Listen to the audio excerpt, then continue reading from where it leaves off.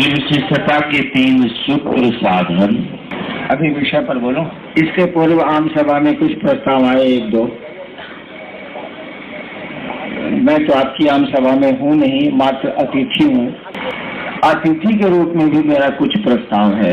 गुरु बहनों की भागीदारी सभी कामों में बराबर होनी चाहिए।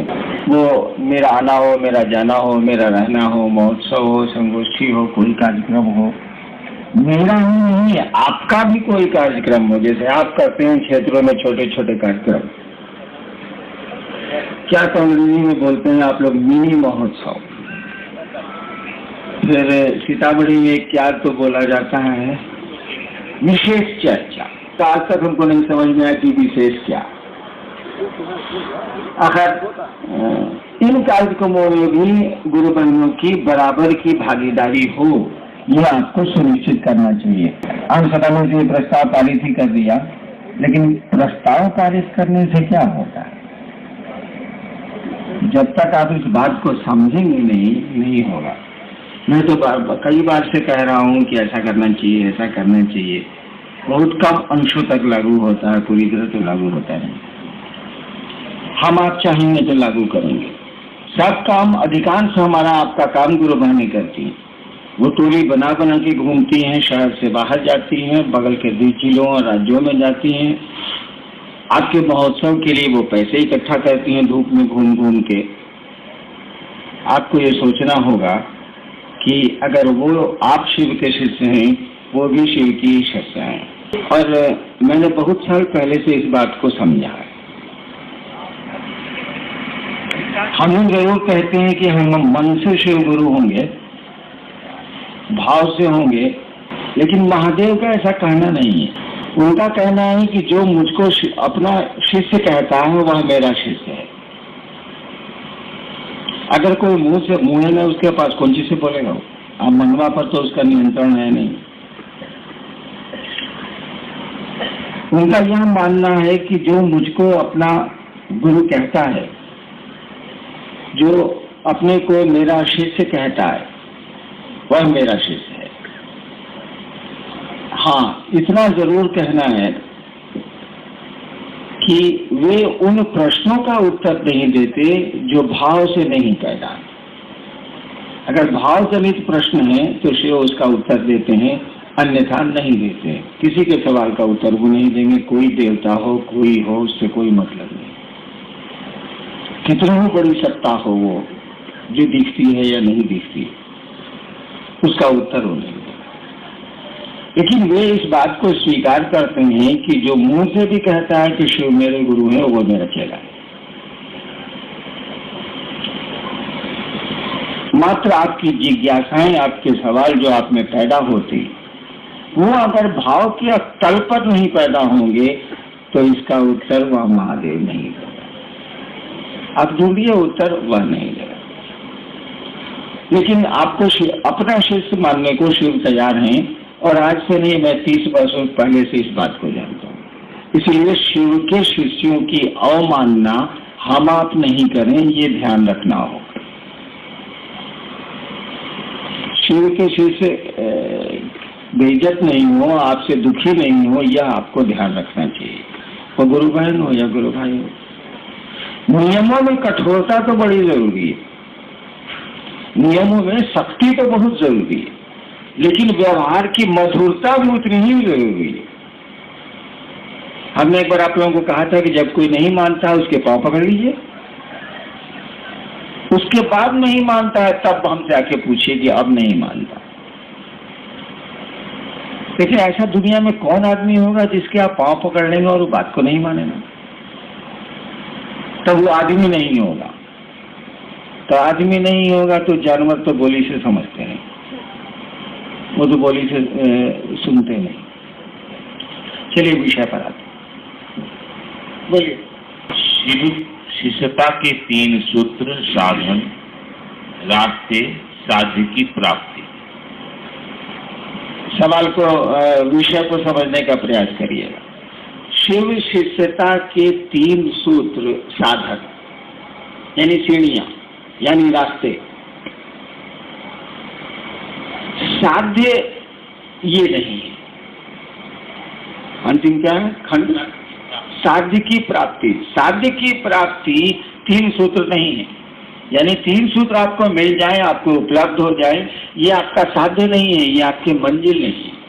मंजिल है आपके गुरु, मंजिल है गुरु का आदेश करिए, गुरु की ओर दृष्टि रखिए, चलिए। चलने में 3 सूत्र आपके सहायक हैं, मैंने शिष्यानुभूति में भी लिखा है। और ये 3 सूत्र मेरे दिए हुए नहीं है। लोग कहते हैं ना कि प्रदाता 3 सूत्रों के दाता, अब तो कुछ लोग कहता है दाता, मैंने हम ही दिए, ऐसा नहीं है। मैंने शिव को गुरु माना था चमत्कार के लिए। शिव को गुरु मानने के पहले भी जिन लोगों के मैं साथ था, वो गुरु हो, अघोरी हो, तांत्रिक हो, जो उनके साथ भी मैं गया था चमत्कार सीखने के लिए।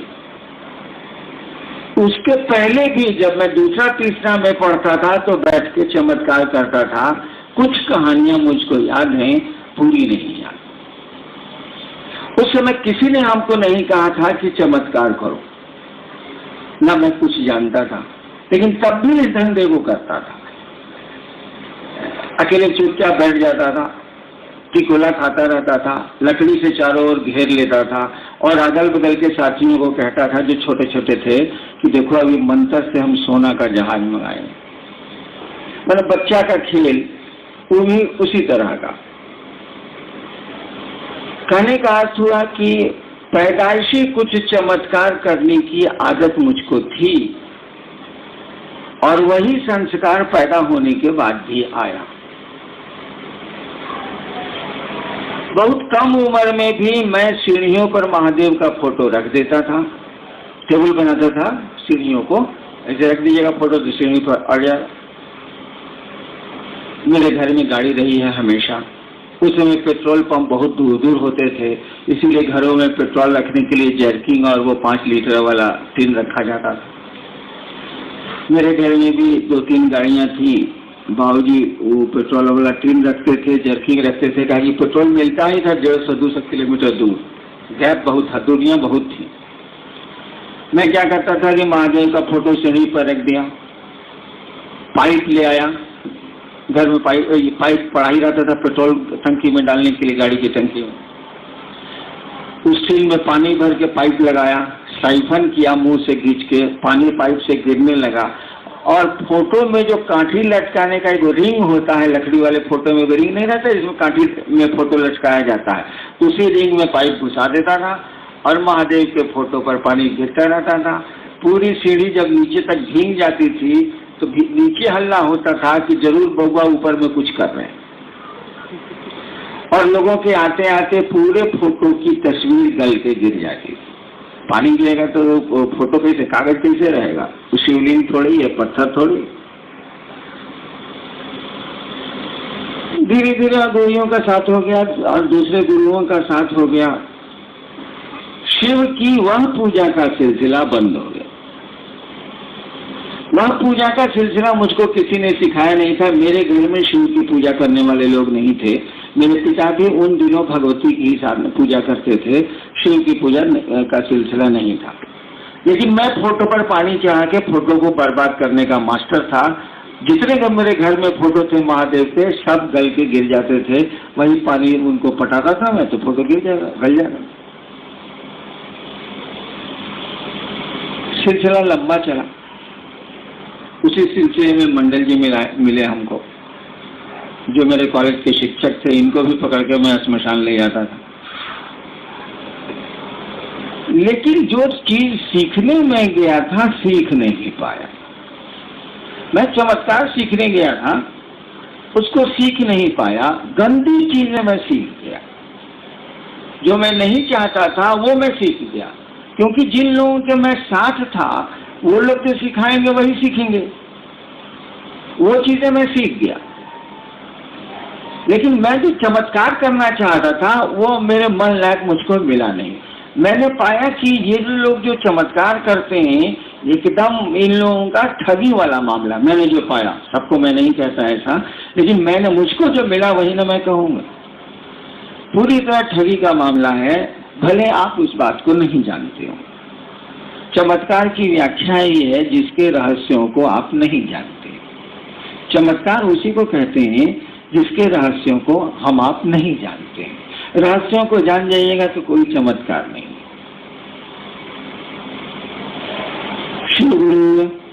शिव भी गुरु हुए, बहुत दुख में, बहुत परेशानी में, पूजा पाठ की दुनिया में पूरी तरह समा गया था और पूरी तरह बर्बाद की स्थिति में आ गया था। अचानक मेरे मन में ख्याल आया कि गुरु भगवान होता है तो भगवान गुरु क्यों नहीं। भगवान, मैंने शिव के बारे में सुना था कि इनको भगवान कहते हैं, मैंने शिव को गुरु मान लिया। दूसरे को भी मान सकता था, बस यहीं पर होती है गुरु की दया। आप रास्ता दूसरा भी चुन सकते हैं जो आपको मंजिल तक नहीं पहुंचाएगा। वो रास्ता उन्हीं की दया से आपको मिलता है जो सही मंजिल तक ले जाता है। यहीं पर इसी को कहते हैं क्लिक ऑफ द गुरु।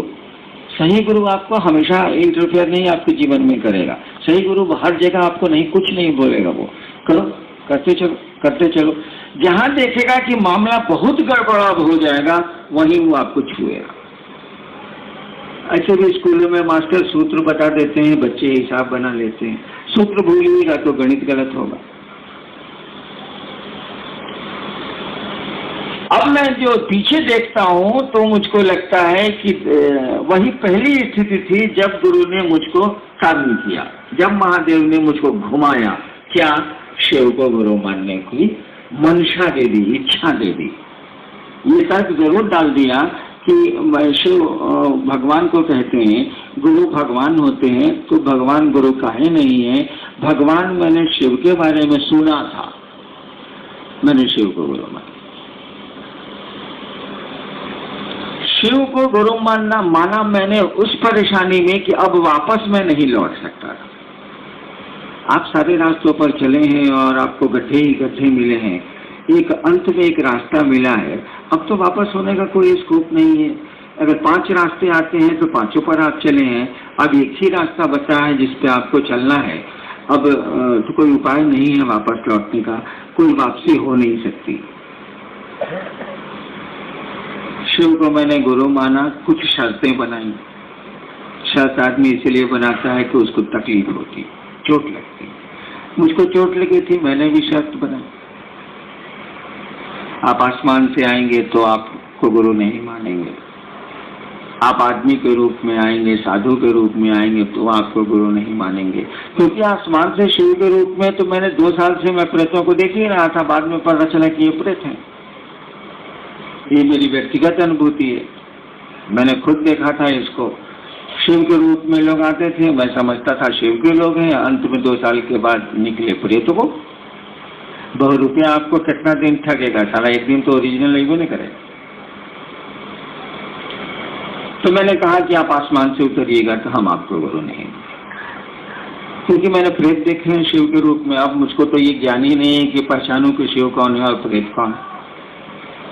दूसरी शर्त मैंने बनाई थी कि आप साधु के रूप में आइएगा तो आपको हम गुरु नहीं मानेंगे। इसीलिए कि बहुत साधुओं के साथ मैं रह चुका था, बहुत तरह की साधना कर चुका था, चोट लगी थी मुझको, इसीलिए मैंने शर्त बना ली।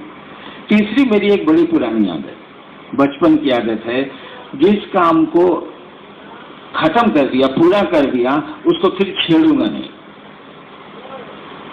तो जब गुरु ही बदल लिए तो पूर्व के गुरुओं की साधना, उनकी प्रक्रिया, उनके मंत्र क्या करना। जब शिव को गुरु मान लिया तो सोचा कि अब शिव बताएंगे तो करेंगे, लेकिन मेरे मन में जरा भी विश्वास नहीं था कि शिव बताएंगे, क्योंकि शिव के मामले में मैं बिल्कुल ऐसा सोचता था कि एकदम खत्म है। क्योंकि शिव का रूप लेके जब प्रेत हमको